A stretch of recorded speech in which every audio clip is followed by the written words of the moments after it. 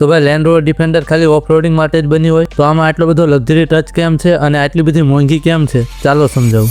આજની ડિફેન્ડર ખાલી મજબૂત ઓફરોડિંગ મશીન નથી પણ એક પ્રીમિયમ લાઇફસ્ટાઇલ એસયુવી બની ગઈ છે. ડિફેન્ડર લેવાવાળા લોકોને ખાલી પહાડોમાં જ નથી જવાનું હોતું, એમને ઓફિસ પણ જવાનું હોય છે, ફેમિલી સાથે ટ્રીપમાં પણ જવાનું હોય છે અને એની સાથે ડાયરામાં પણ જવાનું હોય છે. એટલા માટે જ કંપનીએ એમાં ટફનેસ અને લક્ઝરીનું બેસ્ટ કોમ્બો આપ્યું છે.